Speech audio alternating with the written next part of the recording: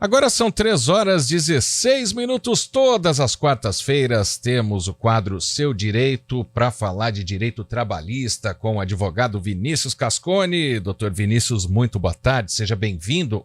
Boa tarde, Marco, boa tarde a todos os ouvintes da CBN Campinas, é mais uma vez um prazer estar aqui com vocês. Vamos falar de demissão em massa. A gente está vendo o caso de uma montadora, vamos citar a Chevrolet, né, que está fechando algumas fábricas pelo Brasil, e aí fechando a fábrica, tá mandando todo o contingente embora, ou a maioria dele. Ao mesmo tempo, o sindicato entra, a justiça entra, proibindo as demissões. Então, para a gente falar em demissão em massa, primeira pergunta, ela é permitida, Vinícius? Bom, vamos lá. Primeiro, sim, ela é permitida, desde que se atenda a alguns requisitos. E quais são os principais requisitos? É importante lembrar que, inclusive, o que motivou essa discussão no Brasil partiu justamente desse Tribunal Regional do Trabalho da 15ª Região em Campinas. Pois é. Foi uma decisão aqui de Campinas, um caso chamado Embraer, né, muito emblemático, teve muita repercussão.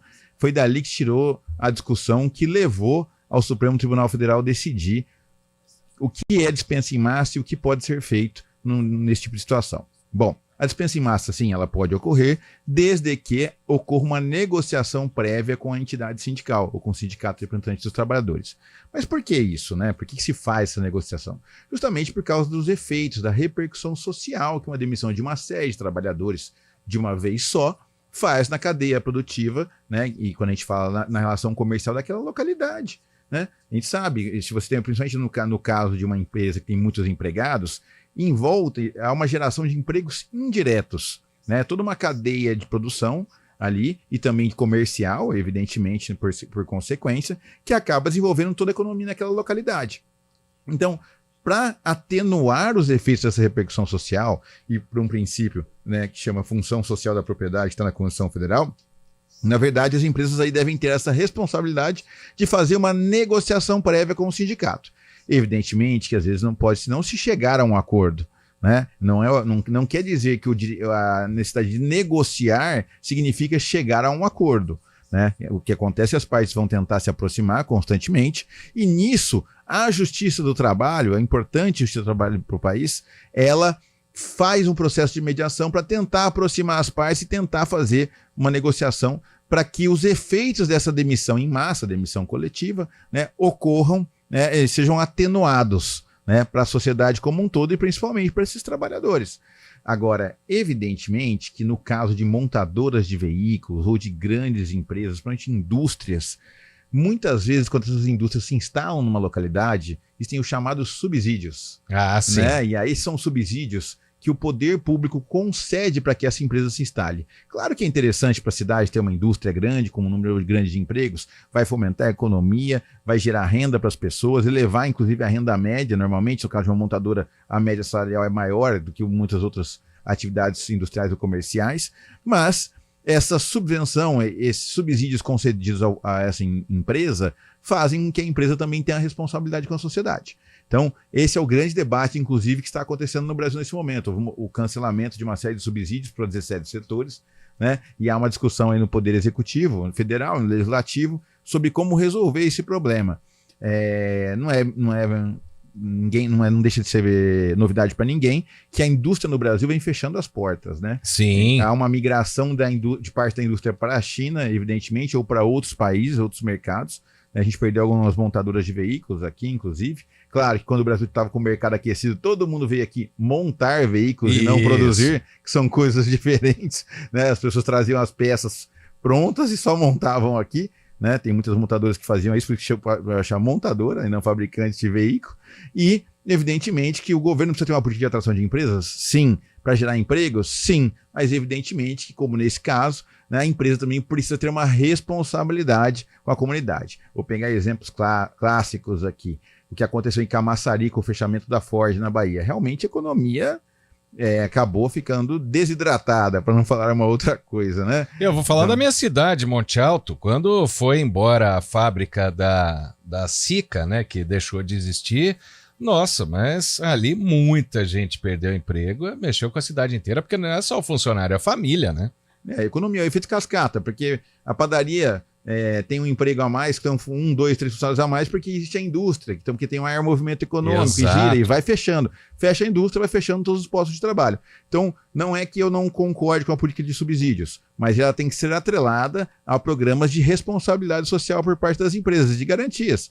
Aqui no Distrito Industrial de Campinas, a gente tinha um grande parque industrial, inclusive uma montadora de caminhões e ônibus, que ainda continua parte instalada aqui, teve uma série de subsídios. Quando os subsídios acabaram aqui no município, ela foi se instalar num outro município em Minas Gerais. E aí ela se utilizou dos subsídios. Quando os subsídios acabaram, ela saiu de Minas Gerais e veio para uma cidade aqui perto de Campinas também. E aí, do nada, essa empresa acabou saindo daqui dessa cidade perto de Campinas e veio uma outra montadora no local, em Iracemápolis aqui, né? Mas essa empresa, fica muito claro que ela corre atrás dos subsídios constantemente. Não tá, o funcionário é número, né? Então a gente precisa ter esse olhar para a sociedade. Vejam que a garantia da negociação prévia para garantir mais benefício, um pacote que vai atenuar o impacto econômico na comunidade, também para aquele trabalhador, não é uma garantia só daquele empregado, é uma garantia de toda a sociedade, que muitas vezes acabou aí garantindo subsídios para essa empresa funcionar. Porque a polêmica em torno disso é a seguinte, né? Mas a empresa é da iniciativa privada, então não tem, o sindicato não poderia dar palpite, mas essa história do subsídio que você está falando aqui já acaba indo por água abaixo, porque tem sempre algum incentivo para que a empresa privada, com centenas de funcionários, né, ou que seja dezenas, mas uma alta dezena de funcionários, se instale no local, então, né? Sim, existem várias políticas de incentivo, desde municipais, com redução de tributos municipais, às vezes estaduais, de redução de ICMS e outras coisas mais, e federais. Muitas empresas que têm subsídios recolhem muito menos contribuições previdenciárias do que eu como empregador. Então, há uma diferença de pagamento de INSS, por exemplo, que faz toda a diferença. A alíquota de INSS para o empregador é 20%. Em muitos casos aí, quando tem o subsídio, é um percentual fixo do faturamento. E no caso de planos de demissão voluntária, né? Porque é algo que tanto a iniciativa privada quanto até o poder público às vezes fazem. Os bancos públicos, por exemplo, já fizeram esse expediente, né? Isso também é permitido. A pessoa que faz a demissão voluntária, ela recebe todos os direitos ou é um acordo como se fosse meia demissão? Como é que é? Meia dispensa, meio pedido de demissão? Os chamados programas de demissão voluntária são programas empresariais. Então, as empresas decidem estabelecer um programa, estabelecem vantagens e incentivos para as pessoas que querem deixar a empresa. Muitas vezes, empresas grandes, que têm um alto volume de funcionários, querem fazer uma reestruturação administrativa, ou muitas vezes querem eliminar postos de trabalho, né, como acontece, oferecem um PDI, que a gente chama, né, Programa de Demissão Incentivada, né, o PDV, como as pessoas também falam, né, para incentivar as pessoas a saírem da empresa, e oferecem um pacote de benefícios. Então, normalmente, né, não é uma regra, mas normalmente, esses programas fazem com que o empregado seja demitido sem justa causa e, além disso, receba um pacote de benefícios. É como se fosse uma negociação prévia coletiva aí, né, para impedir a dispensa em massa. Então, no mesmo sentido que realmente aí o PDV e o PDI também se equipara muito a essa questão da negociação prévia com o sindicato. E no caso, né, quando as empresas estão fazendo essa reestruturação e que acaba gerando demissões, elas também têm que garantir que o empregado ele receba o valor integral num curto prazo, né? Ele não pode, por exemplo, a empresa alegar que não tem dinheiro para pagar esses funcionários, né? Na verdade, são duas situações diferentes. Uma coisa é quando a empresa está mal economicamente, não tem condições, muitas vezes vai buscar uma recuperação judicial, inclusive, e aí acaba congelando o pagamento, né, de verbas rescisórias. Recuperação judicial é muito ruim, isso é um mecanismo aí que atrapalha muitos trabalhadores, mas acontece. Mas evidentemente que ela tem que cumprir os requisitos da lei. Então, se ela dispensa alguém, 10 dias depois do último dia trabalhado, ela precisa fazer o pagamento das verbas rescisórias. Porque é um assunto que sai até um pouco do direito, né, doutor Vinícius? Mas que muita gente pensa, né? Mas se a empresa não tem dinheiro, vai pagar um caminhão para as pessoas que ela está demitindo, né? Como é que ela faz, né?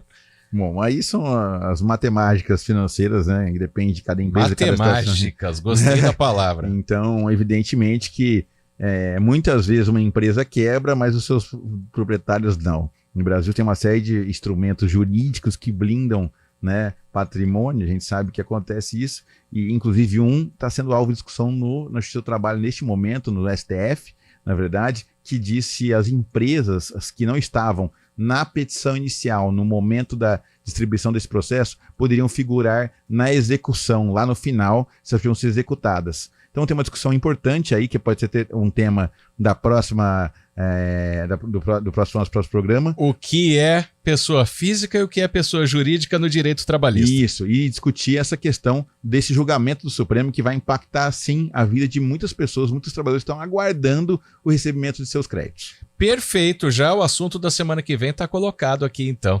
Vinícius Cascone, advogado trabalhista, em mais um quadro Seu Direito. Te espero quarta-feira que vem, Vinícius. Obrigado pela presença aqui com a gente. Obrigado a você, Marco. Obrigado, ouvintes, e uma boa tarde. Boa tarde, 3h27, intervalo? É intervalo, né? Vamos lá. CBN, a rádio que toca notícia. Venha conhecer o decorado do Ecovila Primavera, o lançamento mais aguardado